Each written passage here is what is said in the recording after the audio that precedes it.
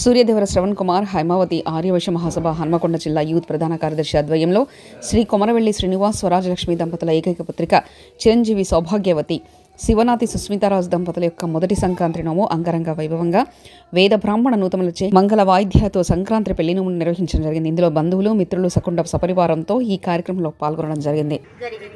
ఇది మా బంధుమిత్ర సకుటుంబంతో సంతోషంతో ఆనందదాయకంతో జరుపుతూ ఉన్నటువంటి వేడుక.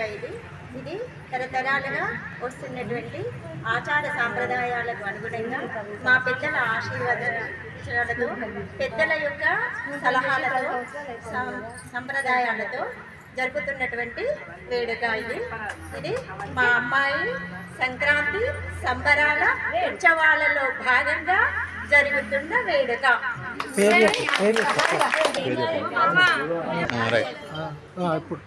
మా అల్లుడు గారు శివనాథి రాజు గారు, కూతురు సుష్మిత, వదిన స్వరూప, కూతురు కావ్య, అల్లుడు ప్రేమ్, చిన్న అల్లుడు సుమన్.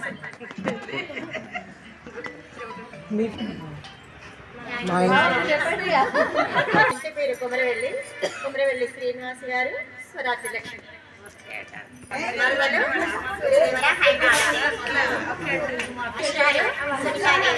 చిన్న చెల్లెలు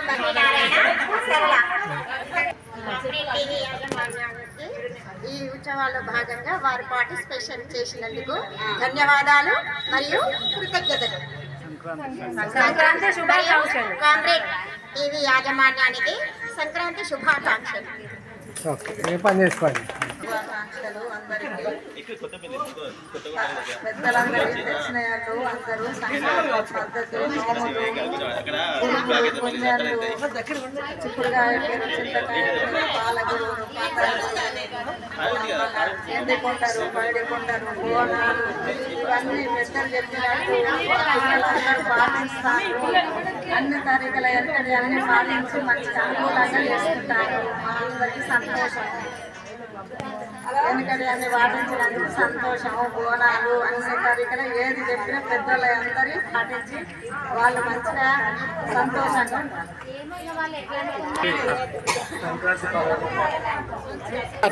కామ్రేడ్ వారికి సంక్రాంతి పర్వదిన శుభాకాంక్షలు.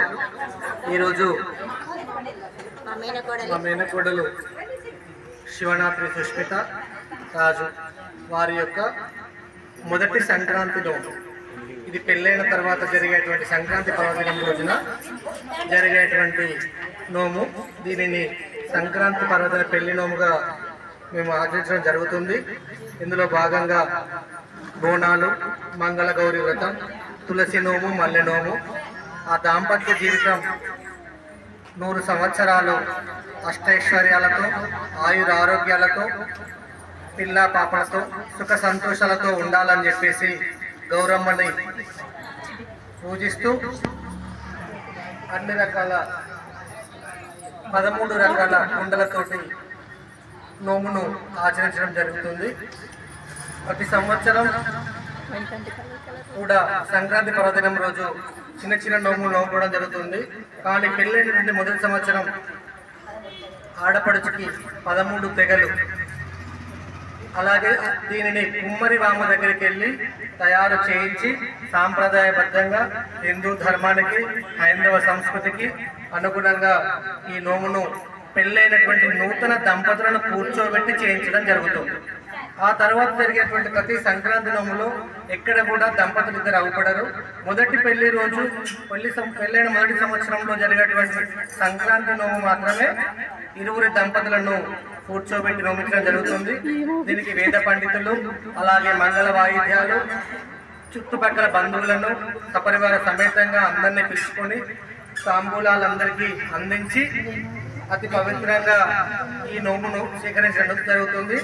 ముఖ్యంగా దీని యొక్క ఉద్దేశం ఏంటంటే వారు 100 సంవత్సరాలు ఆయురారోగ్యాలతో, అష్టైశ్వర్యాలతో, పిల్ల పాపలతో సంతోషంగా జీవించాలని వేద బ్రాహ్మణుల ఆశీర్వాదంచే, అందరి భగవంతులకు ఆశీర్వాదంచే ఈ నోమును ఆచరించడం జరుగుతుంది. ఈ పర్వదినాన్ని చుట్టుపక్కల అందరినీ కూడా పిలిచి ఘనంగా నిర్వహించడం జరుగుతుంది.